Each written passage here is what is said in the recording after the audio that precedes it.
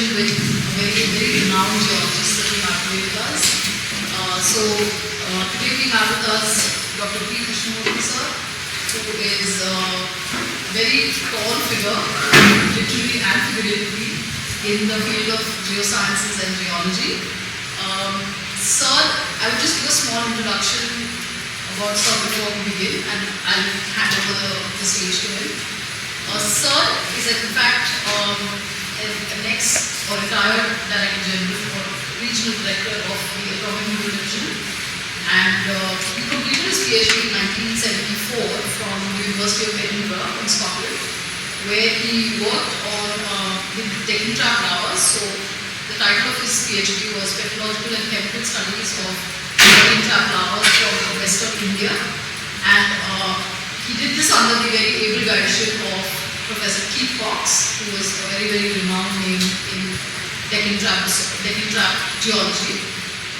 Post which he joined the AMD as, of course, in several capacities before retiring as a regional director. Sir has been associated in several, I think, finds for the AMD, especially the uranium deposits at Jonnalagadda, also the Bodan uranium project in 1978. So he has led several expeditions for uranium exploration and discovery. He is also, I think, associated with the Ambadungar carbonatite complex. He worked on the alkaline rocks in that area, which is in Gujarat. So third year students who are not here currently, but they will join us a little later, they know about the carbonatites, okay, and the carbonatite complexes that we get to see in India and even the world over. So yes, it's indeed a pleasure to have sir with us today. He visits Pune very often for personal reasons, and we make sure that whenever he's here, we invite him to help us with our research and other projects. So he's usually a guide and expert in the subject for us. So it's a big honor for me to have him at IBSS for the first time and hopefully not the last time. And with this, I would like to firstly felicitate sir for being here with us and taking out his time and joining us for an informal session, followed by which we can hopefully listen from sir. So,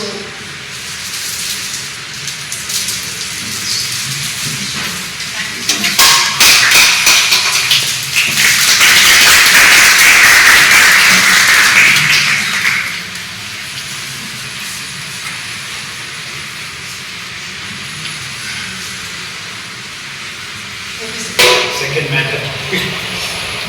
So good afternoon, and very nice, Dr. Mallika, to have given me a brief introduction of me to the students.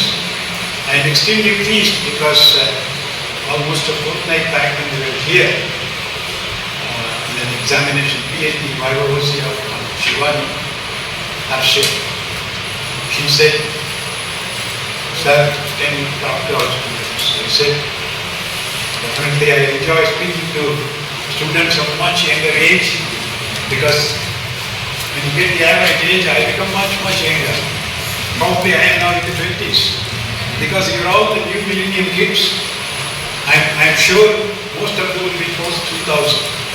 So I am glad, extremely glad, because we were all in the universities. I was in the university in the 1960s, 61, 62 for my PhD first year. I finished my MSc in 66, so I am a very, very old guy for your groups. But I am fascinated to be always with students, because any interaction with them gives you enough scope, opportunities to improve upon your own self. Fortunately, I happen to be in that mode. I also in the Geological Center of India for my retirement. So that keeps me engaged in outreach programs. So that is how I am there with geologists, young and old, all the time. When she said the topic, I said, this morning I was just thinking, I said, what should be done? This is how I just felt geology, the earth science, the old-fashioned earth science was not there. Geology, MSc geology, BSc geology. And geology, as you all know, is the Greek. Geo means earth and logy means science. And we have adopted the earth science. Now earth science system, they have added one more dimension. My point is, I consider this maybe people would argue. However, you say it is mother for all sciences. It's only in health science. But then my point is, if health is not there, no one is there. Where is the subjects to come? First of all, you have to have the health in a hospitable times. Then life comes in, and then ultimately the extreme stage, the humans, the most intelligent person, and now with the artificial intelligence taking over the humans. But again, as we are working out in last year's workshop on artificial intelligence, which was there as the Geological Society of India's annual general body meeting at the Wadia Institute of Himalayan Geology at Dehradun. And there was a special workshop on artificial intelligence. And then I sat through just to learn about the artificial intelligence, what is it. And now it has reached really very, very advanced levels. And the simplest thing about artificial intelligence, we can say that it's now technology and science combined together. Is artificial intelligence. It's still a super computing system or robots doing work for the humans. But there, it's again basically the neurology, the neural science, neural networks thought over and then combined in many ways, because the numbers are huge. They said, if I know 10 people in this hall, just looking at you, I can quickly understand them and see them as is A, B, C, D. But if there are 10,000 people in the hall, I just cannot do anything. That's why they said artificial intelligence comes. So that's one science. We'll go to the next one. I just press here.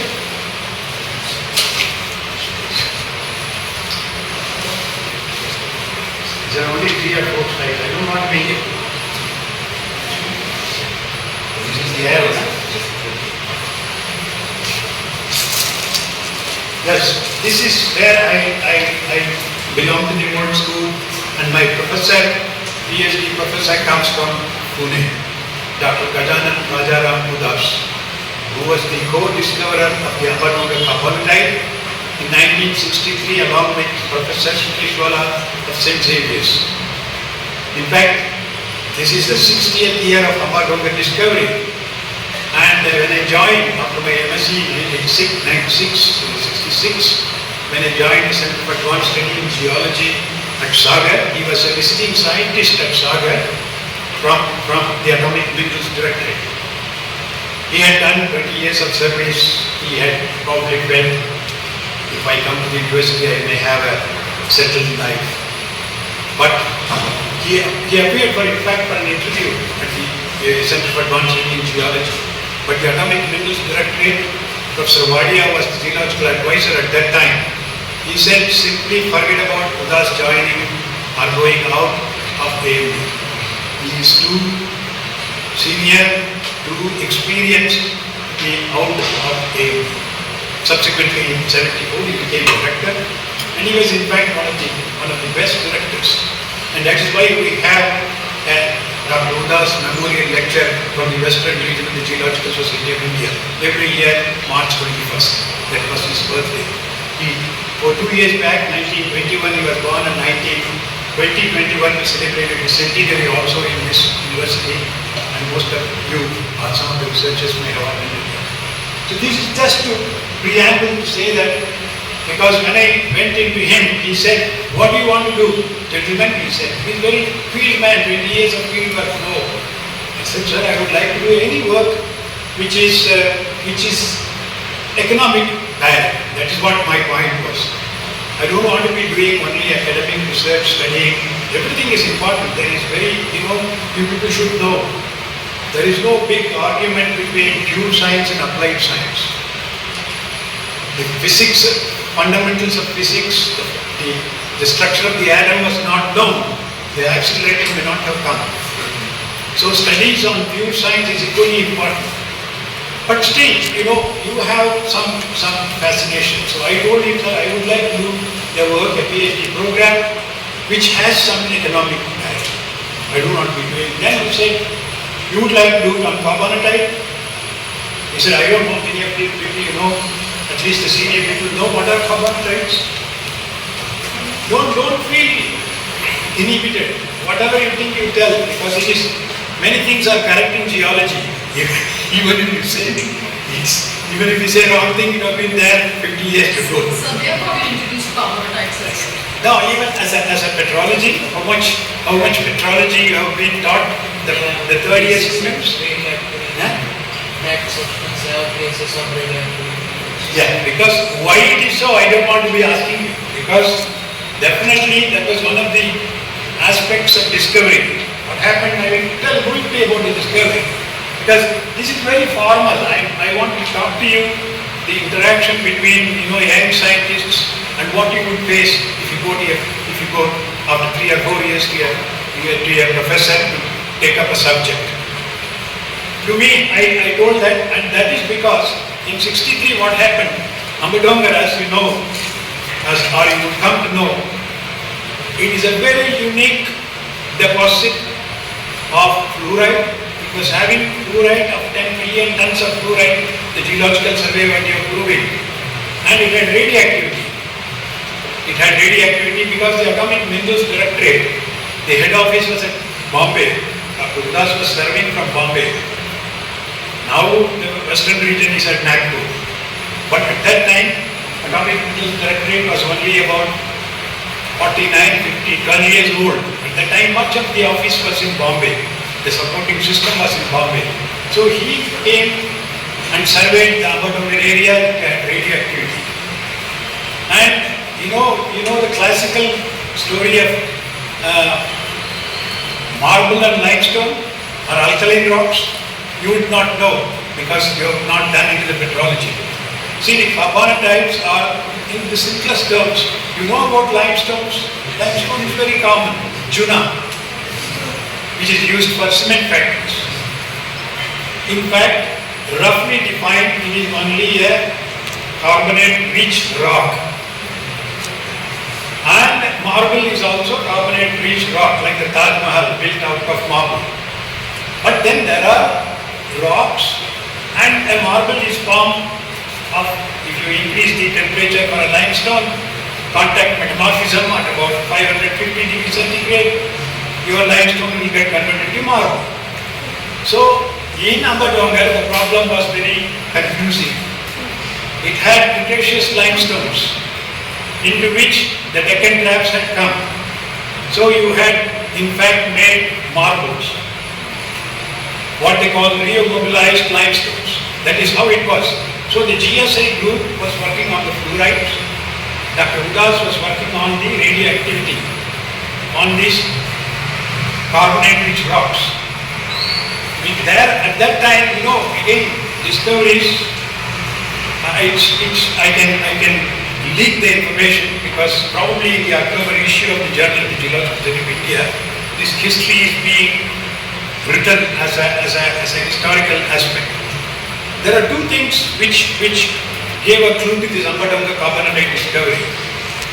One was 1960, nobody was believing carbonatites can exist as liquid, magmatically. But in 1960, you would come to know, the Journal of Petrology is a very prestigious journal that was started on that year, 1960, Oxford University Press. And the first issue of Journal of Petrology, the first paper is by Wiley and Tuttle. They describe a system, CaO, CO2 plus H2O, the experimental petrological system. And here where the physics comes. When I say mother of all sciences, experimental petrology is melting rocks and crystallizing them at P and T. It's physics, experimental physics. So it is partly, that is how I am saying it is mother of all sciences. In that they showed clearly that carbonate rocks can remain or come as a liquid. This was in 1960.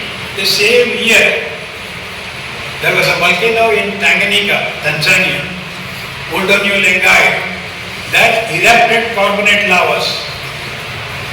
So these two were preceding the studies at Ambadongar.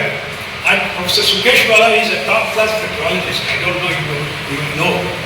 Sukeshwala in Boulder has worked on the Bombay basalts. And Porterbold is from the University of Columbia. He is a very, very renowned person.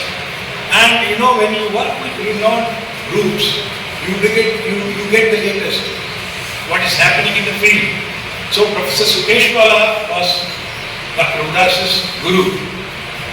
And there they had interacted and they had suspected why this limestone with radioactivity, fluoride, normal limestones don't have this kind of associations. Then, you see, the other important point to say that carbonate rock of nature is carbonatite, trace elements is very, very important. So analytical chemistry comes into play. The carbonatites are rich in strontium, barium, niobium, rare earths, phosphorus, all these things, and that is how the Bombay, you know, the atomic energy establishment Bombay, that was the name before BARC came in, that was the name before BARC. There, Dr. Udas being the same from the atomic energy, he could analyze his samples. So these were the two important things for the discovery. Discoveries don't take place. And mind you, the Geological Survey of India had a very renowned petrologist there in the same place. One Dr. A.P. Subramaniam, I don't know whether many of you know his name. Dr. A.P. Subramaniam is a very renowned petrologist who worked under Paddington on layered complexes. His petrology on the layered complexes of India is very well known. The Siddhakundi complex, the Chanakites. He belonged to the old school. He said, forget about carbonatite and magmatic origin. He said, they are all limestones revitalized by the traps. So, you had two schools here, and ultimately one school won over. See, after all, if there are facts, that proves. And now, as you say now, Amadongar is the largest hard rock rare earth bearing deposit in India. Almost about 25 million tons of rare earths.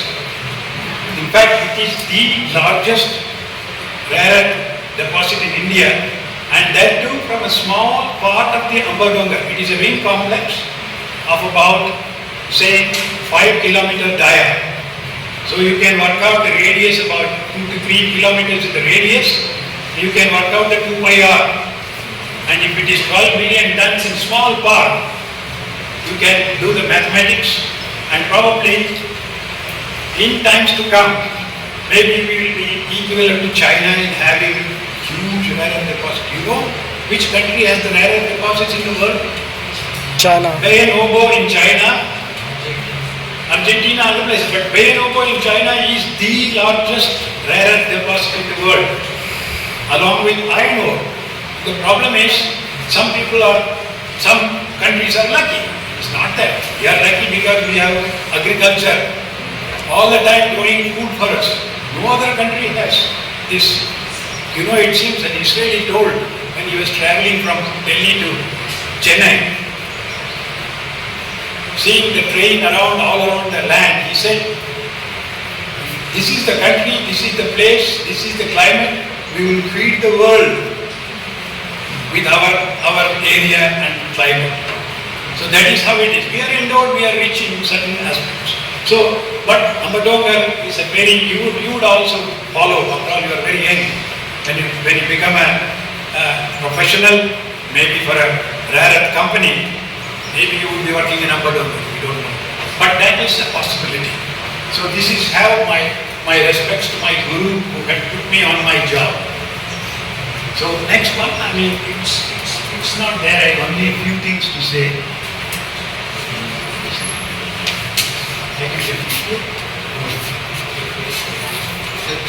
This one, because you can be, I mean, just because it is only 3 or 4 slides, I just wanted to keep the conversation going because only I want to speak to you 10-15 minutes. And this is how I was telling you that, you know, the Earth's evolution, the ascent of humans.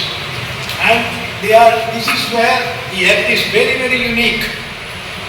You know, and really alone in space. We are, you know, there was a way back, there is an argument, I think you will all be very much aware. Is there any life outside our solar system? Not yet. No, you are completely saying no possibility. No. Not yet.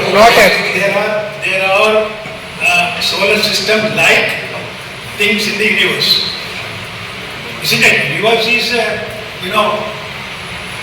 it is very, very big thing. Universe is and or Brahmand. What you call Brahmand? Brahmand is the universe. So in the universe, our solar system is a speck. Is it not? What is solar system? It's only about 5 billion kilometers across. Whatever it is. And then our next nearest neighbor, the Andromeda, is about 2.5 million or billion light years away. So this is how our solar system is there and its hugeness. And there was an article way back in Reader's Digest. Okay, assuming that there are humans outside our solar system, this is what happens. If a baby is born and we convey happy birthday, and the reply from that will come when the baby is 80 years old. So that kind of distance is there in space. So that is how the space, we don't know, assuming that if there is somebody replying to our query or wishes, it will take 80 years and the baby will be 80-year-old, baby is not interested in his birthday.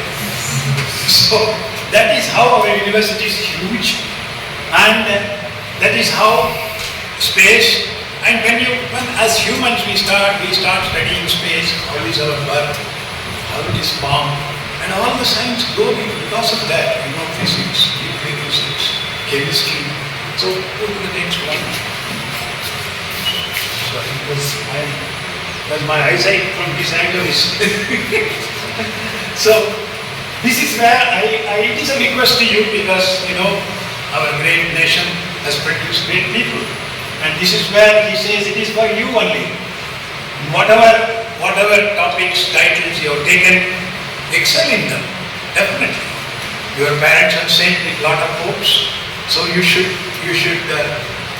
be fully only doing this. There are of course other distractions, but then you are chosen, as I say, the mother of sciences, because every science merges with geology. And you can go out to study all. I was talking to Mallika, you are all in a very excellent integrated course.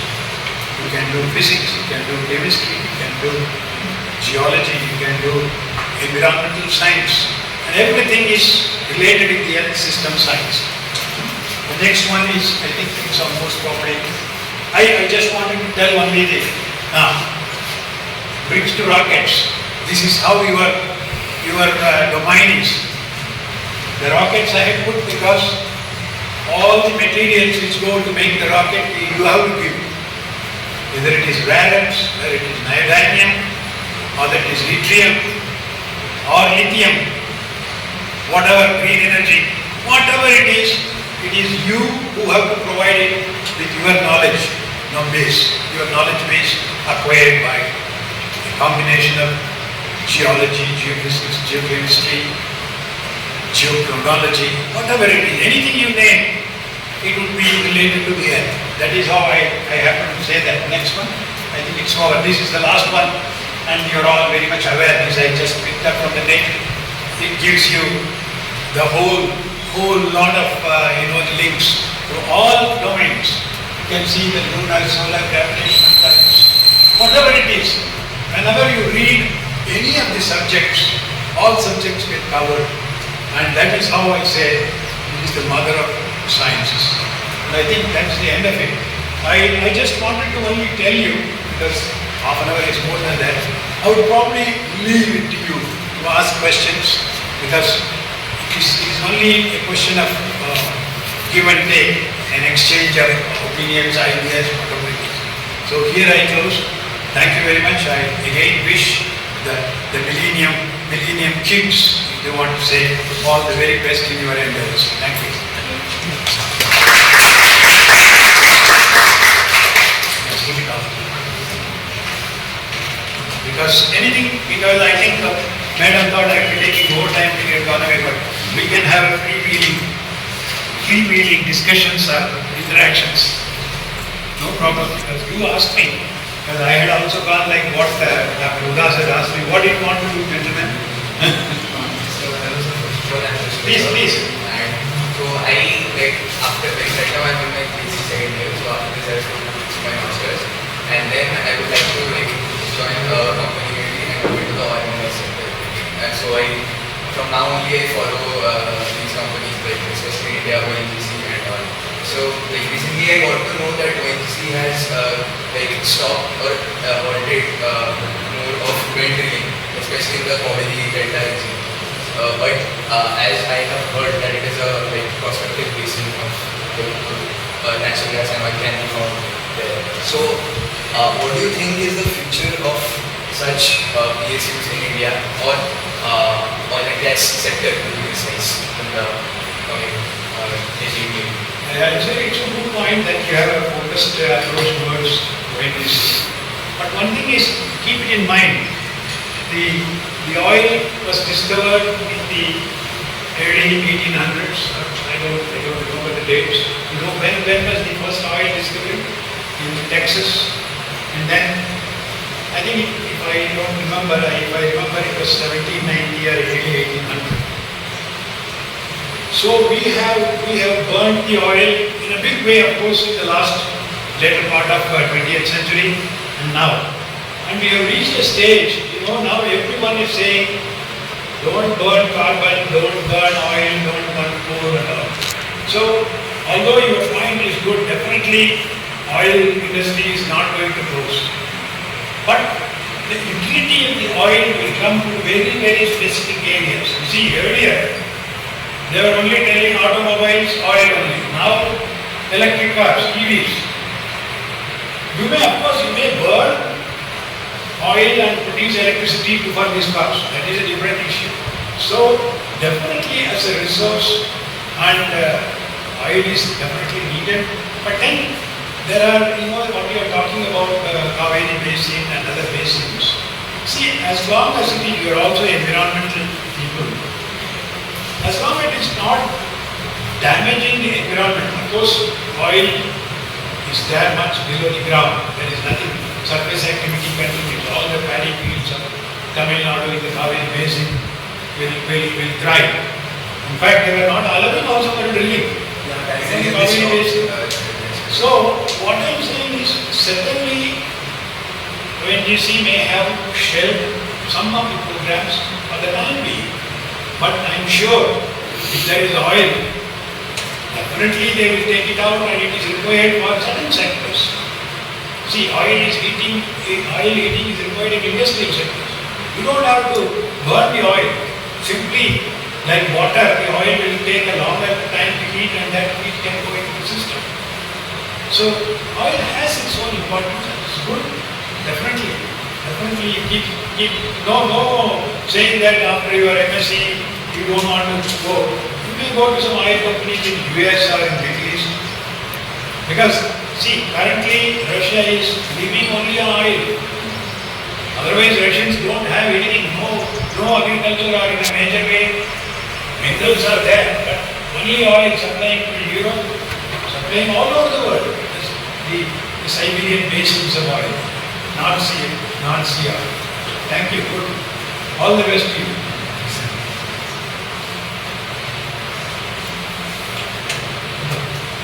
Yeah, please.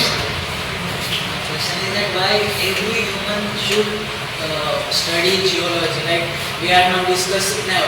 In previous ages we discovered some minerals and now we extracted it and we are developing. And at the same time we are saying that we are doing pollution, we are causing effects to our mother earth.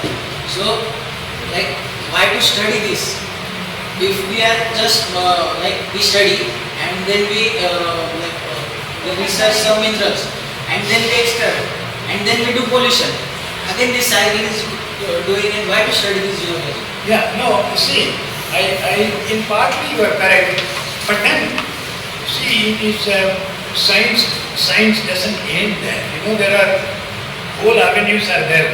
See, you may be there. There are some countries in Africa, they are very primitive. We want what is there in the ground. We want to take off, sell, have money for something else. And then one thing is there. You see, it was a very remote point. Remember, I don't know whether there are in oil, all conceptual ideas are used to discover deposits. You use your brain to detect. In fact, there was a seminar last year in AMD at Hyderabad. The topic was 75 years of mineral exploration in India. So, in fact, I had presented remotely, I didn't go in person. I had presented one on conceptual approaches to mineral exploration. It's the concept that being used. How do you go to a place to discover? Then I said, in that, I said, we don't know. This request for minerals has come from very old times. I in fact quoted Yajurveda. You don't know, many of you may be knowing. In Yajurveda, in the Rudrapad, after Rudrapad, in the Chamaka, you pray to Lord Shiva, give me this, give me this, give me this. There are some 340 items listed.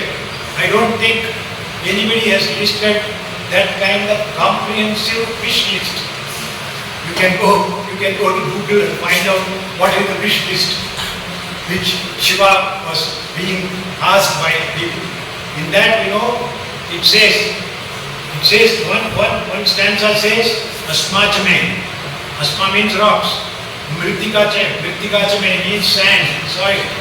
Asma chame, Mritika chame, Girayas chame, Bhagadas chame, Sigadas chame, Vanaspati chame, Hiranyan chame, Ayas chame, Sisan chame, Tripus chame, Shyaman chame, Logan chame, Agni chame, Apas chame, all these things. At the end it says, Yajnana kalpata.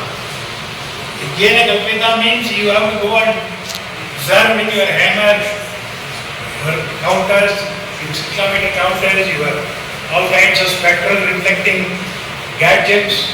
So that is there. So what I am saying is, as long as humans are there, definitely there will be quest for minerals. But then there is no end. Only thing is how best you use the system. Definitely, Ambatoker, when we want rare earths, in fact, the whole world is depending upon the Chinese for rare earths. You do not know 80% of the world's supply is from China. In 2010 they started tightening the screw. Everybody woke up. This is because of political reasons which we don't have. In fact, the Americans had the richest rare earth mine at Mountain Pass, California. I don't know you people have not come up to that kind of economic geology. In Mountain Pass, 1986, Mountain Pass, the richest rare earth mine in America was closed because they found that if I put $10 in China, I get $2,000. This was the policy at that time. So they closed down, and also there were environmental challenges which the American, it's a democratic country, forget about it. You can't have this. So they closed, and now after 2010 when they had the crisis, everybody woke up and they started discovering new deposits. And now, what I am saying is, coming to your question back, definitely the world scenario is different. The world dynamics, with open market and free market, if you want to get where is the material for me at a considerable, whatever rate, competitive price. So, minerals have to be explored, exploited. Only thing is you have to be very strict on the environmental degradation. In fact, I was telling madam, I went to ISR at Bhopal. In fact, I should not be confusing because you're all young people, we don't want to, you're all very focused. But I will tell you about the heck that I will tell you, having raised the issue. I in fact told them because you are also having environmental sciences. I in fact told that when Professor Tandon was the director and he told me to just speak to them. So I was just speaking to research students like what I do now. You are okay with line, Mallika? Yeah. So, there I told that now you are all environmentalists. You think over whether suppose you discover what you have said, like a discovery you have discovered, okay, some rare earths or some mineral deposit. And you know the cost of it. You can work out the cost, working cost, the environmental cost, how many trees will be cut, what will happen to biodiversity, all these things, there is a cost. You can work out. Of course, if you lose a species, you can't estimate its cost. They say it is priceless. Because you do not know what is its role in the system. Any species in biodiversity, they say that this plant may be a cancer cure directly. You don't know unless you research.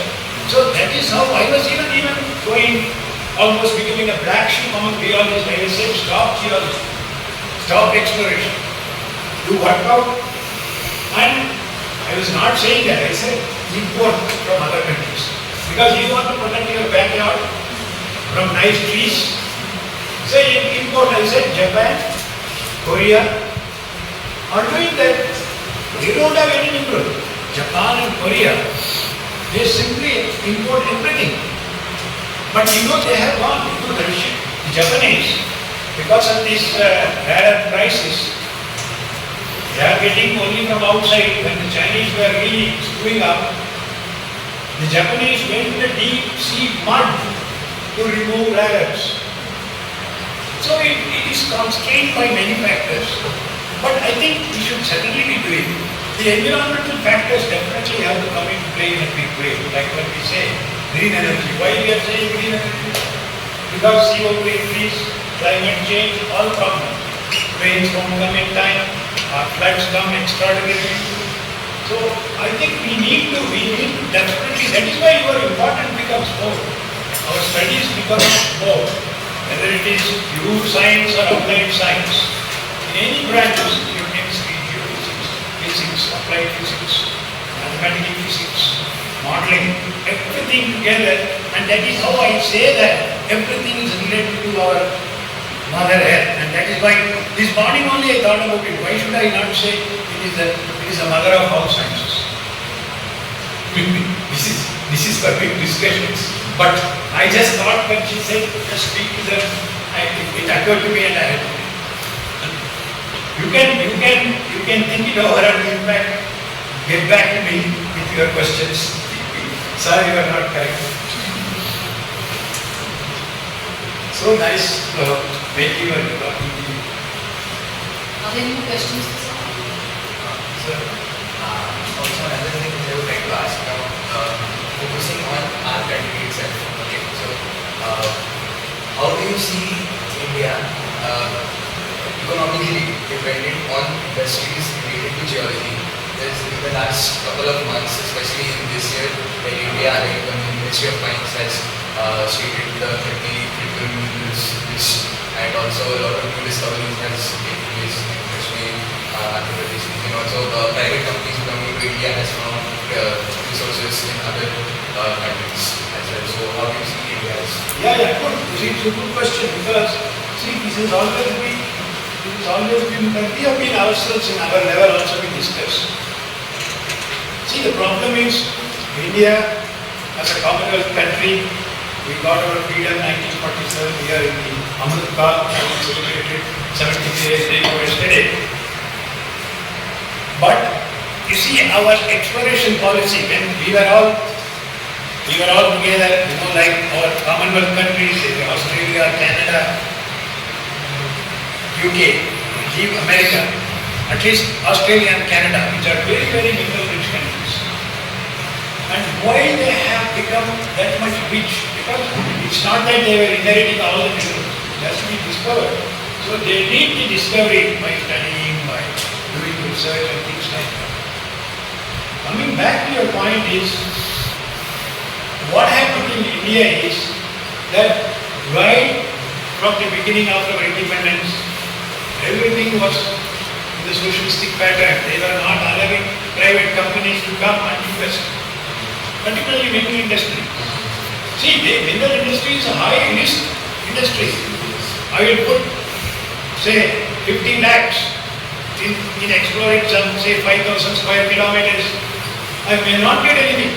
Or we may get 500 crores. So it is a high-risk business. And the government earlier was not, they said Geological Survey of India will do, Mineral Exploration Corporation India will do, oil, ONGC will do, atomic minerals will do. Say they made all this government of India big white elephants. I can say that because I have been part of the elephant family. But in the elephant family, some are very efficient.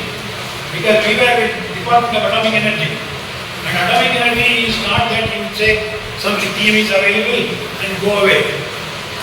Tomorrow somebody can say, koi lithium hi nahi hai yahan.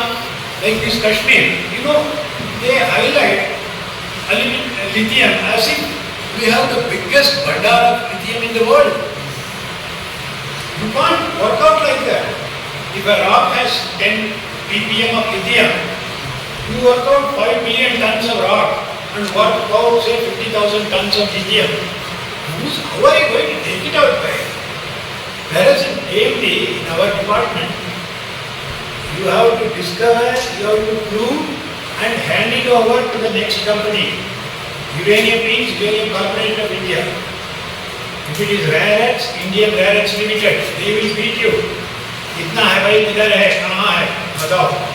Show your data. Whereas this doesn't happen with the other agencies. Geological Survey of India will say 10 million tons of copper. Who is coming? Some private company will come, after 2 years they will go in insolvent. So this has been a way to start with. Now, see, policy changes in government, it is not in our purview. See, it is government, elected governments, elected representatives. So, it is now only they realize that, well, our countries are now going to Congo, South America for exploration. We are going for Africa. What was Canada and Australia doing in the 50s and 60s? Why? In the 40s, they are working in, Belgium were working in Africa. The Belgian Congo copper, Katanga copper deposit is worked by Belgians. So that was there, and maybe now for us, after 100 years, we have become strong enough to go out and explore. Definitely, that is definitely there. And these are all, you see, mineral policy. Now only latest in July, they have changed the MMPR rules. That, yes, many people can come and explore. This would have happened 50 years back. So some processes are slow, like the geological time. क्या कर सकते हैं अभी? Okay, so we are actually short on time today. We have another meeting for them. Yeah. I'll come and bore you really next time when I come here. If I have the opportunity to speak to you. Maybe we can actually ask them to join the GR Udas lecture. That also is quite structured actually. Yeah, sure. No. You can also, when I come November, madam, any specific topic, I would like to speak because there is nothing, I don't need big preparation. Yeah, because of course. the 50 years, 60 years of on this